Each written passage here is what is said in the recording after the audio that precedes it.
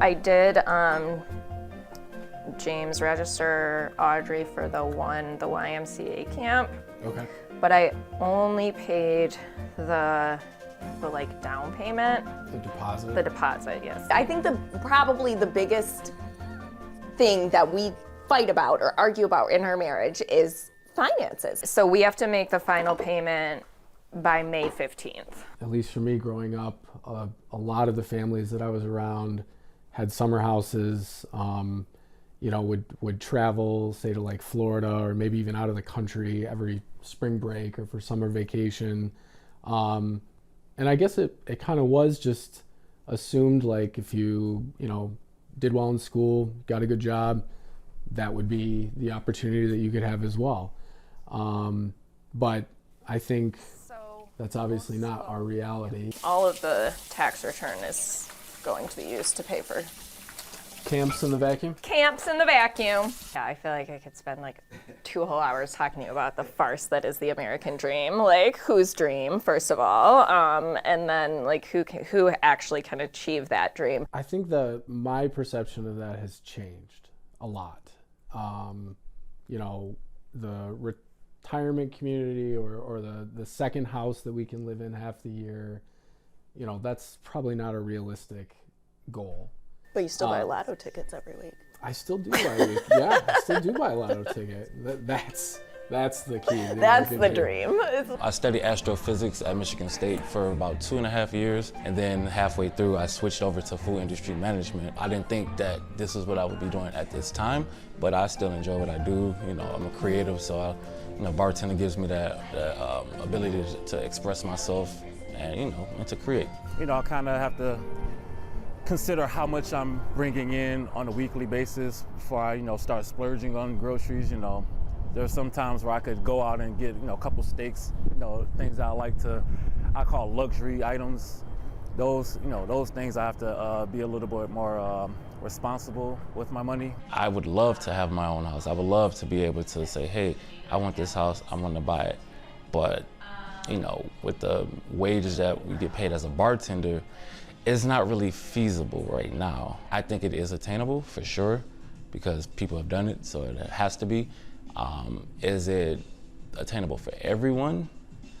I can't comfortably say yes. That dream isn't dead, but for a lot of people that's very hard today. Actually, the typical size of a house has grown 50%. Nowadays, a lot of houses have luxuries that weren't even available or were very unusual back in the 70s and 80s. Some of the most expensive items that people buy,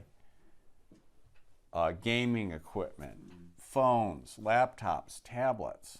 These are almost all objects that weren't in the family budget, say 30 years ago. If you want to have success in the United States, and success for you means your kids have a good school to go to, and you're spending time with them and you're developing their future, and you're earning enough to have your own house and have a car that's of your choice, good for you. If what you want to do is have a life where you're spending a lot of time striving for a different goal, you should have that freedom too in the United States. But be prepared to work for it. To be honest, I don't believe I'm where I should be, compared to the amount of work I put in, because in my 20s, from like 23 to now I'm 30 now, I worked a lot. There was times where I worked 2 jobs, full-time and one part-time in the other. My dad had me working since I was like 10 years old, cutting grass, doing lawn care and stuff like that. So I've always worked. Just want to grab a cup of the carrot tea, please. I eventually want to own my own business in the food industry. I may not reach that goal in the time that I wanted to, but as long as I'm still alive, that means I have an opportunity to reach it. Whether it's 10, 15, if it takes longer, so be it. Yes, it's going to cost us money to go on spring break. I feel like there's a number of professions that do not get their due. Mary was a teacher for 5 years, so we've been down that road. Working in nonprofits is really not about the money.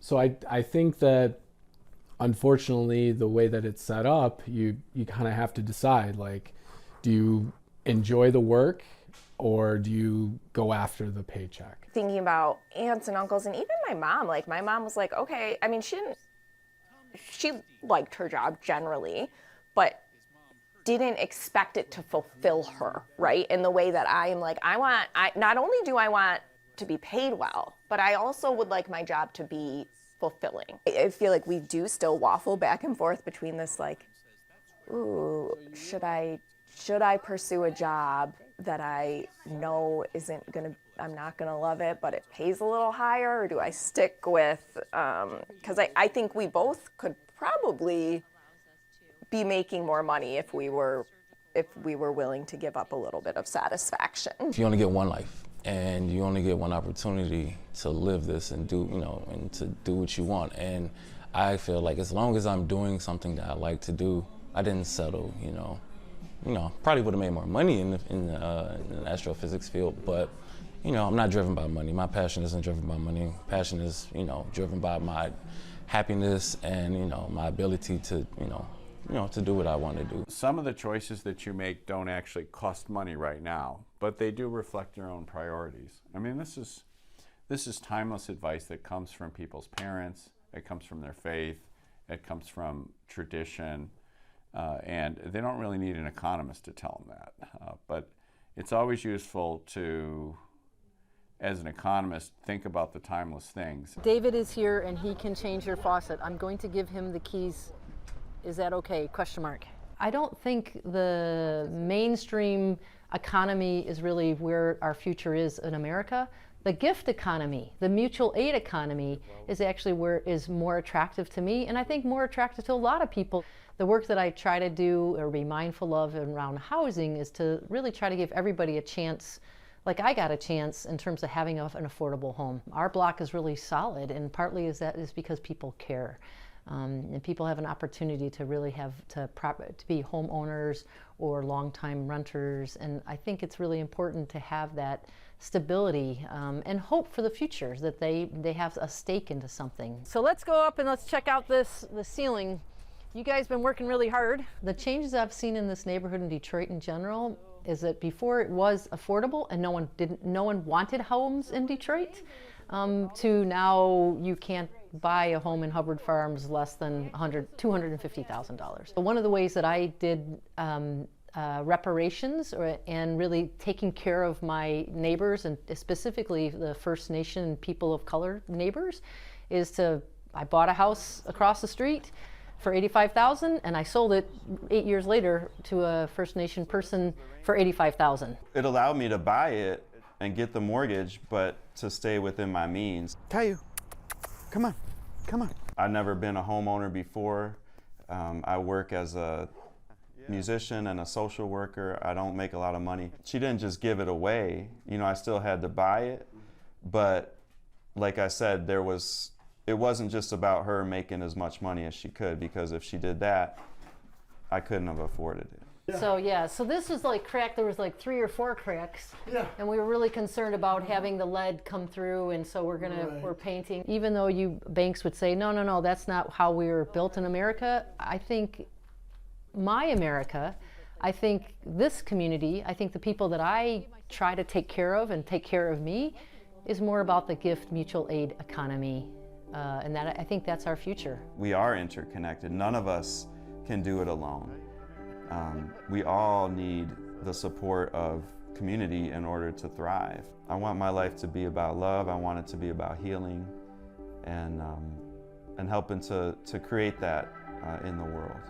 Yeah. I know some wealthy people who still struggle with other things outside of money, and that's part of why I don't strive simply for riches or wealth. I would love it, don't get me wrong, but I want to make sure that I'm happy with what I'm doing. Life in itself is that opportunity.